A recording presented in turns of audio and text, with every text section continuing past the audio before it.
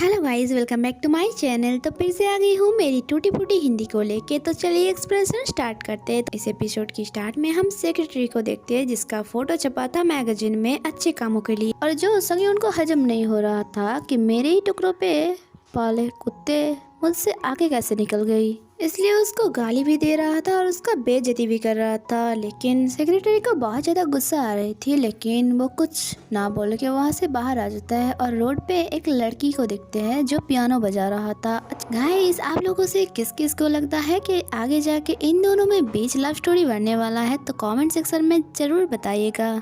Next scene में ओजो को देखते हैं जिसका पेरेंट्स की आज डेथ एनिवर्सरी था। वो मंदिर गया था और जहां आंटी और उसका बेटा भी आया था। वंशुक ने कहा, मॉम आज ओजो का बर्थडे भी है ना? आंटी ने कहा, हाँ तो क्या हुआ, आज उसके वजह से ही मेरे भैया मेरे साथ नहीं है। अगर बर्थडे के दिन वो ड्रामा नहीं करता तो आज उसका एक्सीडेंट भी नहीं होता। जो सब ओजो भी सुनता है और उसको बहुत ज्यादा बुरा लगता है और हमको यहाँ एक्सीडेंट वाला दिन दिखाया जाता है जहाँ हम लोगों को पता चलता है ओजो उस दिन किस बातों को लेके अपने डैड के साथ बहस कर रहा था। एक्चुअली ओजो को जो बर्थडे में गिफ्ट मिला था उसका डैड ने वो गिफ्ट आंटी का बेटा मतलब वंशुक को दे दिया था। और डैड जब उसे समझाने के लिए पीछे मुड़ता है और सामने से कार आ जाता है और उन लोगों का एक्सीडेंट हो जाता है। ओजो को लगता है ये उसी की वजह से हुआ है, लेकिन उसी टाइम वहाँ एक पर्सन आता है जो किसी को मैसेज किया था कि काम हो गया, और ये मैसेज रिसीव करता है अंकल, जिससे ये साफ पता चलता है उन लोगों का ये कोई एक्सीडेंट नहीं जानबूझ के करवाया गया था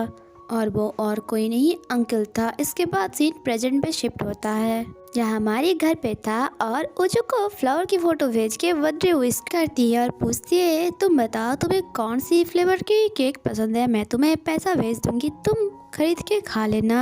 ओजो ने कहा, मुझे केक नहीं खाना, क्या तुम मेरे साथ बाहर खाने के लिए चल सकती हो? मारी ने कहा, बाहर क्यों जाना, तुम मेरे घर पे आ जाओ, यहीं पे खाना बना लेंगे, जिसके लिए ओजो भी मान जाता है। इसके बाद मारी घर की सफाई करती है और रूम फ्रेशनर भी डालता है और अपने मॉम को कॉल करके एक से एक खाने की डिश पूछ रही थी कैसे बनाना चाहिए और क्या क्या देना चाहिए। और जो सुन के तो मारी की मॉम भी हैरान थी कि मेरी बेटी जो इतनी आलसी है कि फ्रिज से खाना बाहर निकाल के गर्म भी नहीं करता, वो आज खाना बना रहा है, लगता है कोई लड़का मिल गया है।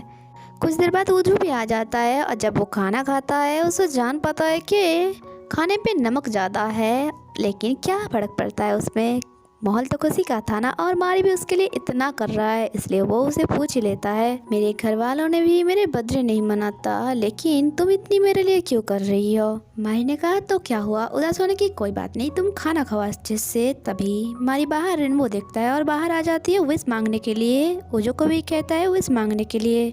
मारी विश मांगता है कि मैं बहुत ज़्यादा अमीर बन जाऊँ, और यहाँ ओजो भी विश मांगता है। लेकिन मारी जब पूछती है तुमने क्या मांगा, लेकिन वो बताती नहीं, लेकिन हम लोगों को बताती है कि उसने मांगा मारी की सब सारे विशेस पूरी हो जाए। इसके बाद वो दोनों छत में थी और दूसरी तरफ हम एक ओजो को देखते हैं जिन्हें की आंट के पास आई थी जिसका घर इसी कॉलोनी में था, और इधर मारी और ओजो छत में था। तभी पैर उलझने की वजह से मारी ओजो के ऊपर गिर जाता है और यहाँ ओजो उसकी होठों को चूमने ही जा रहा था, तभी एक ओजो उसे देख लेता है और यहाँ मारी भी उसका होठों को चूमने ही वाला था। तभी वो अपना एक्स को देख लेता है और दौड़ के अंदर चली जाती है। और इधर एक्स जो मारी को ऐसे किसी और लड़के के साथ देख के दिमाग खराब हो गया था, लेकिन वो जेनी का बिल्ली देने के लिए आंट का घर ढूंढने लग जाता है।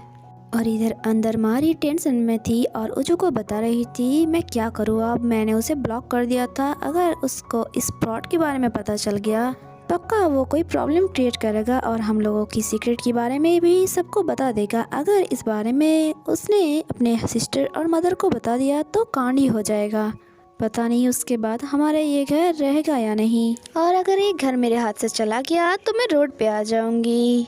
ओजो ने कहा, डरो मत, लेकिन मारी को ये घर बेच के अपना मॉम की पैसा चुकाना था। दूसरी तरफ हम जिन और सेक्रेटरी को देखते हैं, सेम स्पोर्ट ग्रुप में थी और जैसा कि हमने पहले भी देखा है और आज भी आया था ये लोग रनिंग करने के लिए। और यहाँ जिन सेक्रेटरी के बारे में बहुत कुछ बातें सुनती है कि सेक्रेटरी एक अच्छा बिजनेसमैन है, बहुत सारे घर बेची है और एक अच्छा डीलर है। इसके बाद रनिंग स्टार्ट होता है और इस दौरान एक लड़की की हार्ट अटैक आ जाती है और हम लोग जैसे कि जानते हैं जिन एक डॉक्टर है तो वो उसे सीपीआर देने लग जाता है। और यहाँ दो लड़का जो इतने ज़्यादा गंदा था उसका वीडियो रिकॉर्ड करने लगा ये बोल के इस पोजीशन में उसे बहुत ज़्यादा सेक्सी लग रहा है। और जो सेक्रेटरी भी देख लेता है और अपना जैकेट खोल के जिनको पहना देता है।